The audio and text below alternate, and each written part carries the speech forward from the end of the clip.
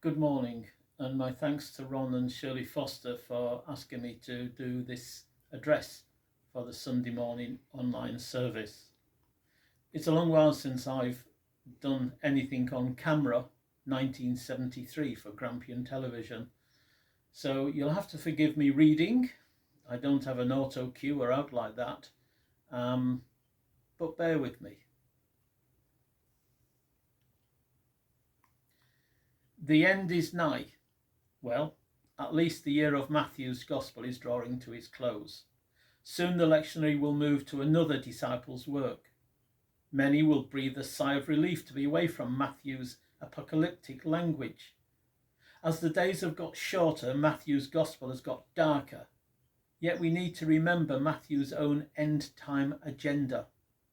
He was desperate for his fellow Jews to hear the teachings of Jesus and to own them as their own.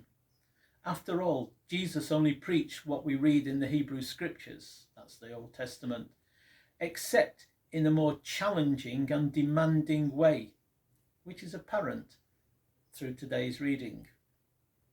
Remembering Jesus in Matthew, Jesus is the same Christ who meets us in troubling texts until the end of the age, the same Jesus who embraces the Father's providential grace in the lilies of the field, and holds tightly to an exceeding righteousness in the works of his disciples in the Sermon on the Mount.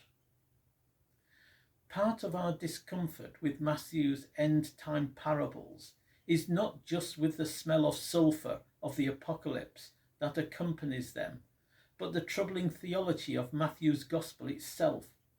More than any other Gospel, Matthew holds that judgment and ultimate exclusion are present option for those who are failing to translate words into deeds. Here in these parables and in other Matthean readings, we run into judgment in the form of weeping and gnashing of teeth and exclusion from the wedding feasts. This pronounced horizon of judgment seems far from our world these days and does not rest well with the cosy glow of churchy stained glass windows, padded seats and central heating. Part of the problem of Matthew's end-time parables is the writer's willingness to give judgment its due. Its due as an ultimate goad for good works. Simply put, get off your backsides and do something. With these tensions firmly in mind, both Matthew's and our own, we turn to the parable of the talents in Matthew. Because I am a preacher, I tend to lean towards judgment and grace in the scales of balance, which means for me that the focus is on the front half of the parable. The master gives talents, I use them happily, or is it willingly, or maybe even dutifully. The danger here is that because I'm a person with some degree of power and privilege, I can focus on those talents theologically and downplay the rest of the text. God the Master gives gifts, we steward them, and then we enter into his glory. The strange thing is that the text seems as though these are just a precursor to a move towards the end. Rhetorically, the teaching comes at the end. The master gives his servant talents, money, about 80 pounds weight of silver. The text presupposes an economic system of near slavery, and the master who uses servants in his absence as a means of turning a profit on the great wealth he already owns. The side question is, has this changed? The rhetorical accent of the text is not so much on the first two servants who are successful and get to enter the master's joy. Their stories are mirror images, but with different levels of success. Now let's forget them for the moment. The third servant is the one we need to focus on and learn from the short but powerful words that surround him. He buries the single talent in the ground, similar to what we do with our bank deposits, and as you know, there's no profit in that. So let's concentrate on the dialogue between him and the master. The text wants us to dwell on this third servant, his conversation with the master and his fate in ultimate judgment. Matthew focuses on the back half of the parable: useless servant, outer darkness, wailing and gnashing of teeth. One could, of course, resist Matthew's thought process and the loaded story and just stay at the beginning. The idea of identifying God as a hard master has many problems, which just now we will not explore. But Matthew wants to give us something to reflect upon. We may not need to accept Matthew's answer, but perhaps we can benefit from working through Matthew's way of portraying the problem. I mentioned before that Matthew has his own unique end times vision. He doesn't follow it slavishly. The language of apocalypse lurks on the edges of the stories. Ultimate judgment is barely evoked, not graphically depicted, as in your run-of-the-mill apocalypses like Enoch and Revelation.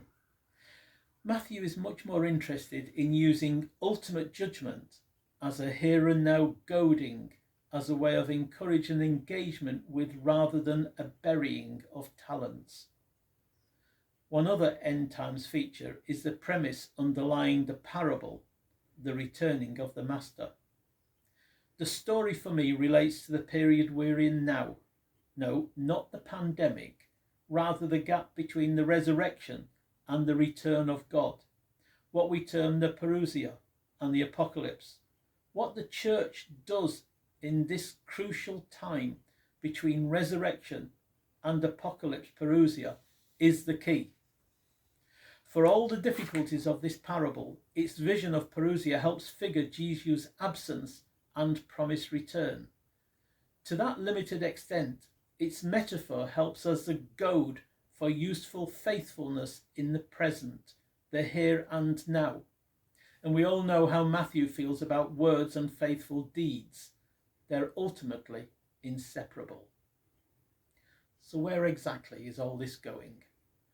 The third servant did nothing with his talent other than keeping it, and I refrain from saying keeping it safe.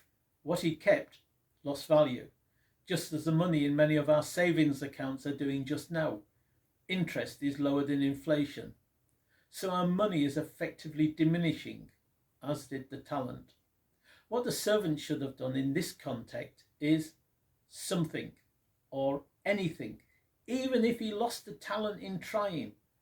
Why? Because at the end, when the master returns, he will tell the master, I have tried, but was not successful. And the master would have been pleased because the servant tried. He just didn't let the gift of the talent rot away. This, I believe, is where Matthew is taking us, to the point of meeting with God and explaining what we have done.